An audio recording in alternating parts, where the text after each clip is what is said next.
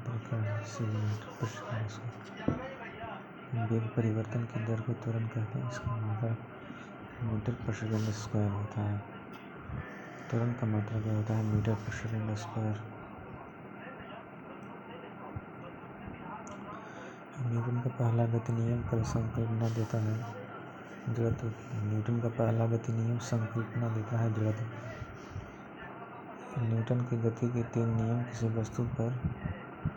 Newton का पहला गति नियम संकल्पना देता है जड़त्व की। न्यूटन की गति के 3 नियम किसी वस्तु पर लगने वाले बल एवं उस वस्तु की गति के बीच संबंध बताते हैं।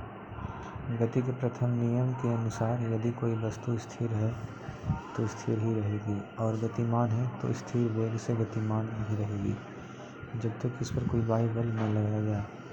न्यूटन के अनुसार पदार्थ की एक प्राकृतिक गुण है जो उसी गति में किसी भी प्रकार के परिवर्तन का विरोध करता है।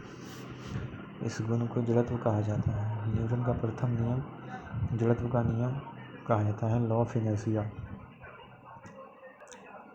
न्यूटन के पहले नियम को जड़त्व का नियम कहा जाता है। स्वतंत्र रूप से लटके हुए लकड़ी के एक ढांचे में कील ठोकना कठिन होता है। कौन सा नियम इस कथन का समर्थन करता है? न्यूटन का तीसरा नियम। स्वतंत्र रूप से लटके हुए लकड़ी के एक ढांचे में कील ठोकना कठिन होता है। कौन सा नियम इस कथन का समर्थन करता है? न्यूटन का तीसरा नियम।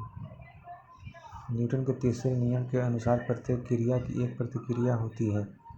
जब हम किसी लटके हुए पिंड अथवा लकड़ी के ढांचे में कील ठोकते हैं तो कील पर्याप्त बल आरोपित न होने के कारण अंदर नहीं जाती, जिस कारण हमें कठिनाई होती है। गैलीलियो के गिरते पिंड के नियम को और किस नाम से जाना जाता है? न्यूटन का पहला नियम। गैलीलियो के गिरते पिंड के नियम को और किस नाम से जाना जाता है? न्यूटन का पहला नियम। गैलीलियो के गिरते पिंड के नियम को न्यूटन का पहला नियम भी कहा जाता है। सिद्धांत पर कार्य करता है। रॉकेट का तृतीय नियम। रॉकेट किस सिद्धांत पर कार्य करता है? न्यूटन का तृतीय नियम। रॉकेट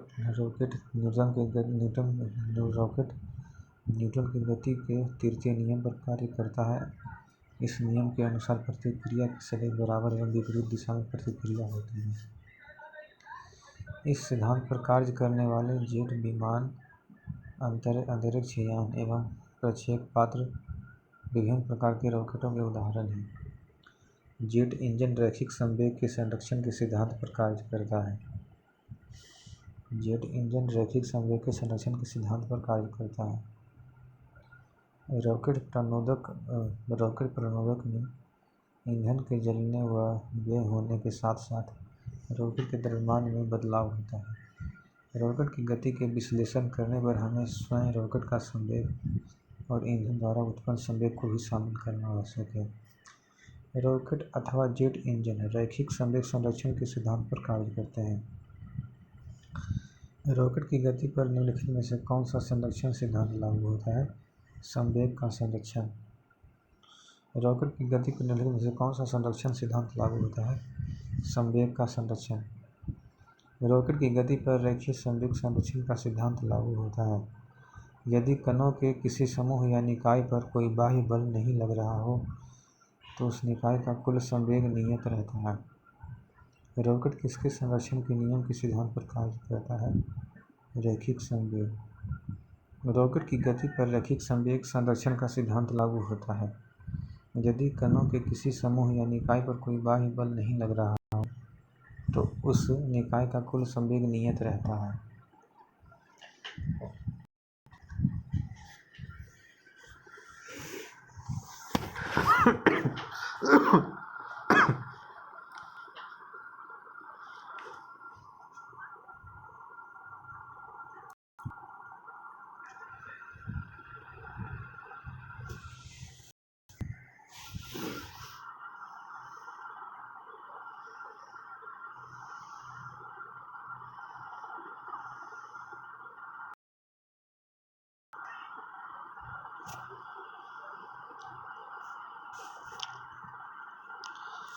यांत्रिकी। मात्रात्मक रूप से किसी वस्तु का जड़त्व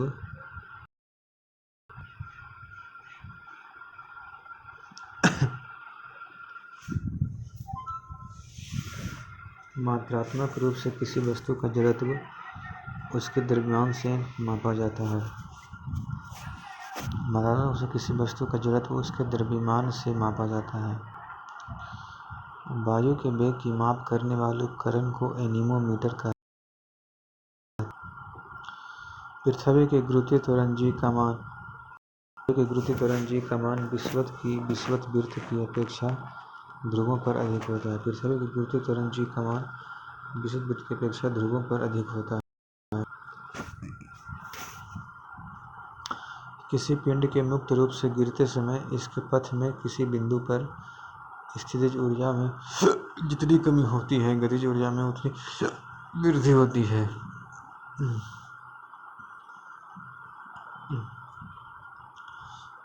किसी मुक्त रूप से गिरते समय इसके पथ में किसी बिंदु पर स्थितिज ऊर्जा में जितनी कमी होती है, गतिज ऊर्जा में उतनी ही वृद्धि होती है। ऊर्जा रूपांतरण की दर को शक्ति कहते हैं। ऊर्जा रूपांतरण की दर को शक्ति कहते हैं। यदि किसी वस्तु को ऊर्ध्वाधर दिशा में ऊपर की ओर फेंका जाता है तो अधिकतम ऊंचाई पर इसकी गति होती है। यदि किसी वस्तु को ऊर्ध्वाधर दिशा में ऊपर की ओर फेंका जाता है तो अधिकतम ऊंचाई पर इसकी गतिज ऊर्जा शून्य होती है। 1 किलोवाट आवर होता है 3.6 गुने 10 1 किलोवाट आवर होता है 3.6 गुने 10⁻6 जूल। कार्य करने की दर को शक्ति के रूप में परिभाषित किया जाता है। कार्य करने की दर को शक्ति के रूप में परिभाषित किया जाता है। औसत शक्ति को हम कुल उपयोग की गई ऊर्जा को कुल मिल गए समय में विभाजित कर सकते हैं।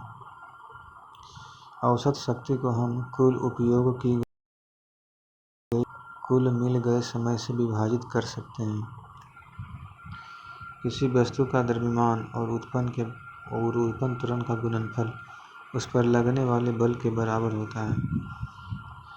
किसी वस्तु का द्रव्यमान और उत्पन्न त्वरण का गुणनफल उस पर लगने वाले बल के बराबर होता है। किसी आवेशित वस्तु से आवेश को पृथ्वी में भेजने की क्रिया को भूसंपर्कन कहते हैं। किसी आवेशित वस्तु से आवेश को पृथ्वी में भेजने की क्रिया को भूसंपर्कन कहते हैं। दो पिंडों के बीच गुरुत्वाकर्षण बल उनके द्रव्यमानों के गुणनफल के समानुपाती होता है। दो पिंडों के बीच गुरुत्वाकर्षण का बल उनके द्रव्यमानों के गुणनफल के समानुपाती होता है। यदि पृथ्वी की सतह पर गुरुत्वीय त्वरण g है तो ऐसा ग्रह जिसका द्रव्यमान पृथ्वी के द्रव्यमान से आधा तथा त्रिज्या पृथ्वी की त्रिज्या के बराबर हो पर गुरुत्वीय त्वरण g/2 होगा। यदि पृथ्वी की सतह पर गुरुत्वीय त्वरण g है तो ऐसा ग्रह जिसका द्रव्यमान पृथ्वी के द्रव्यमान से आधा तथा त्रिज्या पृथ्वी की त्रिज्या के बराबर हो पर गुरुत्वीय त्वरण g/2 होगा। गुरुत्वाकर्षण का बल परिमाण द्रव्यमान तथा गुरुत्वाकर्षण बल के कारण त्वरण के गुणनफल के बराबर होता है। गुरुत्वाकर्षण बल का परिमाण द्रव्यमान तथा गुरुत्वाकर्षण बल के कारण त्वरण के गुणनफल के बराबर होता है। वस्तु की प्रारंभिक व अंतिम स्थिति के बीच की न्यूनतम दूरी को वस्तु का विस्थापन कहते हैं। वस्तु की प्रारंभिक व अंतिम स्थिति के बीच की न्यूनतम दूरी को वस्तु का विस्थापन कहते हैं। स्वतंत्र रूप से गिर रही एक वस्तु की गति एक समान त्वरित गति का उदाहरण है। स्वतंत्र रूप से गिर रही एक वस्तु की उदाहरण है एक समान त्वरित गति का एक उदाहरण है।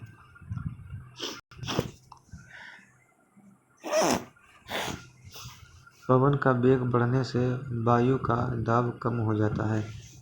पवन का वेग बढ़ने से वायु का दाब कम हो जाता है। 1 मीटर पर सेकंड बराबर होता है 18/5 किलोमीटर बराबर। किसी वस्तु की एक समान सरल रेखीय गति के दौरान समय के साथ इसका वेग नियत रहता है। किसी वस्तु की एक समान सरल रेखीय गति के दौरान समय के साथ इसका वेग नियत रहता है। यदि वस्तु समान समय अंतराल में समान दूरी तय करती है तो उसकी गति को एक समान गति कहते हैं। यदि वस्तु समान अंतराल पर समान दूरी तय करती है तो उसको एक समान गति कहते हैं। यदि दूरी समय आलेख एक वक्र होता है तो यह स्थिर विस्थापन प्रदर्शित करता है। यदि दूरी समय आलेख एक वक्र होता है तो यह स्थिर विस्थापन प्रदर्शित करता है। दूरी समय आलेख का ढाल है। दूरी समय आलेख का ढाल है चाल प्रदर्शित करता है। दूरी समय आलेख का ढाल चाल प्रदर्शित करता है। यदि दूरी समय आलेख एक सीधी झुकी हुई रेखा हो तो यह एक समान चाल को प्रदर्शित करती है। गति के समीकरण 2as बराबर होता है v² - u² में s जो है विस्थापन को प्रदर्शित करता है। यदि दूरी समय आलेख एक सीधी झुकी हुई रेखा है तो यह एक समान चाल प्रदर्शित करती है। गति के समीकरण 2s बराबर होता है v² - u² में s जो है विस्थापन को प्रदर्शित करता है। यदि एक वस्तु सीधी रेखा में चलती है और इसका वेग एक समान यदि एक वस्तु सीधी रेखा में चलती है और इसका वेग समान समय अंतराल में समान रूप से घटता है या बढ़ता है तो वस्तु के त्वरण को एक समान कहा जाता है। आर्द्रता का वायु में नमी का मात्रक है। आर्द्रता वायु में नमी का मात्रक है। किसी भौतिक राशि का अंकीय मान उसका परिमाण है। किसी भौतिक राशि का अंकीय मान उसका परिमाण है। संवेग का SI मात्रक किलोग्राम मीटर पर सेकंड है। यदि पृथ्वी की सतह पर गुरुत्वीय त्वरण g है तो ऐसा ग्रह जिसका द्रव्यमान पृथ्वी के द्रव्यमान से 2 गुना तथा जिसकी त्रिज्या पृथ्वी की त्रिज्या के बराबर हो पर गुरुत्वीय त्वरण 2g होगा। वेग समय आलेख का क्षेत्रफल दूरी प्रदर्शित करता है। वेग समय आलेख का क्षेत्रफल दूरी प्रदर्शित करता है। किसी वस्तु द्वारा तय की गई कुल दूरी तथा इस दूरी को तय करने में लगने वाले कुल समय के अनुपात को इसकी औसत चाल कहते हैं। किसी वस्तु द्वारा तय की गई कुल दूरी तथा इस दूरी को तय करने में लगने वाले कुल समय के अनुपात को इसकी औसत चाल कहते हैं। गति के समीकरण v बराबर u + at में u जो है प्रारंभिक वेग को प्रदर्शित करता है। गति के समीकरण v बराबर u + at में u जो है प्रारंभिक वेग को प्रदर्शित करता है। जब किसी वस्तु को तरल में रखा जाता है तो उस पर ऊपर की ओर बल लगता है जिसे उत्प्लावन बल कहते हैं। जब किसी वस्तु को तरल में रखा जाता है तो ऊपर की ओर बल लगता है जिसे उत्प्लावन बल कहते हैं। 1 वाट बराबर होता है 1 जूल सेकंड इन्वर्स के बराबर होता है। 1 वाट 1 जूल इन्वर्स से बराबर होता है। जब कोई वस्तु मुक्त रूप से गिरती है तो इसकी गति बदल जाती है। जब कोई वस्तु मुक्त रूप से गिरती है तो इसकी स्थितिज ऊर्जा गतिज ऊर्जा में बदल जाती है। जब कोई वस्तु समान अंतराल में समान दूरी तय करती है तब इसकी चाल एक समान होती है। जब कोई वस्तु समान समय अंतराल में समान दूरी तय करती है तब इसकी चाल एक समान होती है। यदि किसी वस्तु का वेग आधा कर दिया जाए तो उसकी गतिज ऊर्जा 1/4 हो जाती है। यदि किसी वस्तु का वेग आधा कर दिया जाए तो उसकी गतिज ऊर्जा 1/4 हो जाती है। किसी वस्तु पर लगाए बल यदि किसी वस्तु का वेग दोगुना कर दिया जाए तो उसका संवेग 2 गुना हो जाता है।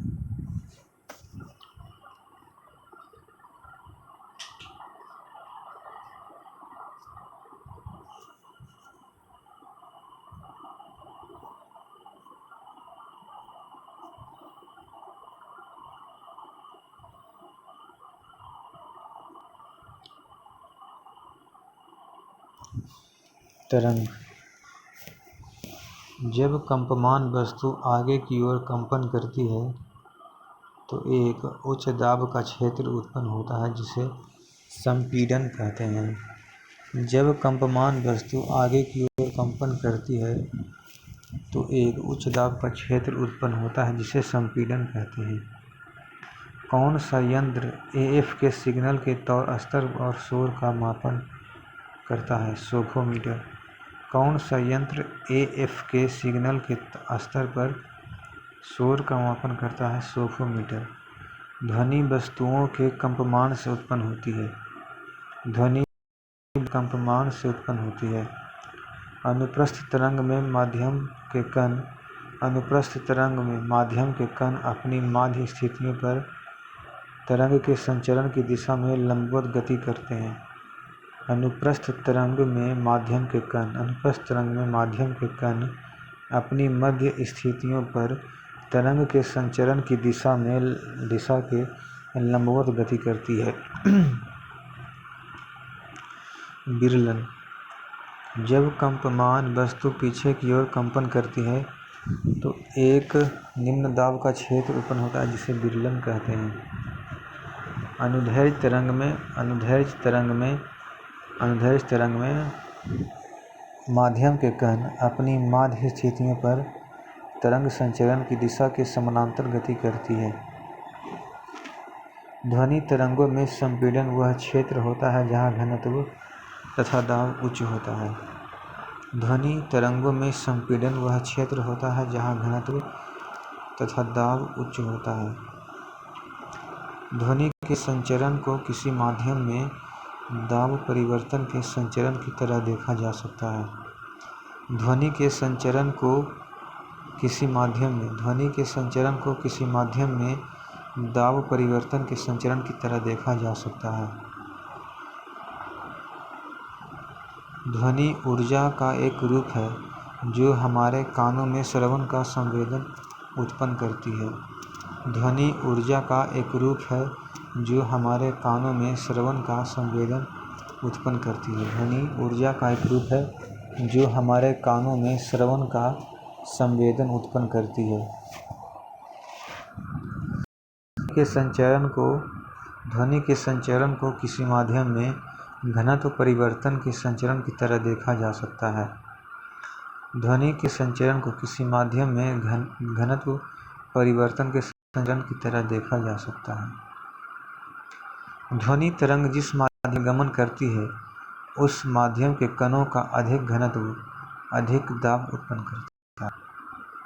ध्वनि तरंग जिस माध्यम में गमन करती है उस माध्यम के कणों का अधिक घनत्व अधिक दाब उत्पन्न करता है तथा इसका विपरीत क्रम भी देखने को मिलता है। एक क्षेत्र से दूसरे क्षेत्र में वायु की गति पवन का निर्माण करती है। एक क्षेत्र से दूसरे क्षेत्र में वायु की गति पवन का निर्माण करती है। किस प्रकार के विद्युत चुम्बकीय विकिरण के तरंगदैर्घ्य की परास 10⁻11 से 10⁻8 मीटर होती है एक्स किरण। किस प्रकार के विद्युत चुम्बकीय विकिरण के तरंगदैर्घ्य की परास 10⁻11 से 10⁻8 मीटर एक्स किरण से। ध्वनि इस्पात में सबसे तेज यात्रा करती है। ध्वनि इस्पात में सबसे तेज यात्रा करती है। बड़ी मच्छर काट रही है, पैरवा मच्छर काट रही है। चलो हमरो ने बड़ी पता नहीं तोरा नहीं काटा हूँ मच्छर। अरे यार साला हम की यार देखे ना फुला दिल की भाई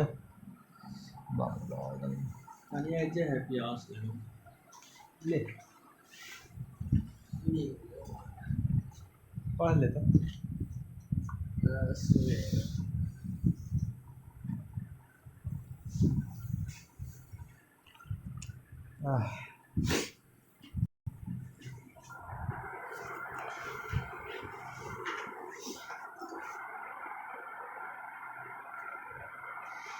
किस प्रकार के विद्युत चुम्बकीय विकिरण के तरंगदैर्घ्य की परास 10⁻11 से 10⁻8 मीटर है एक्स किरण।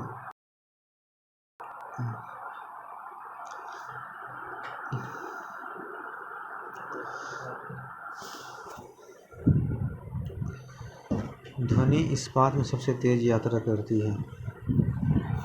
प्रतिध्वनि सुनने के लिए न्यूनतम दूरी मीटर कितनी होनी चाहिए? प्रतिध्वनि सुनने के लिए न्यूनतम दूरी मीटर 17 मीटर होनी चाहिए।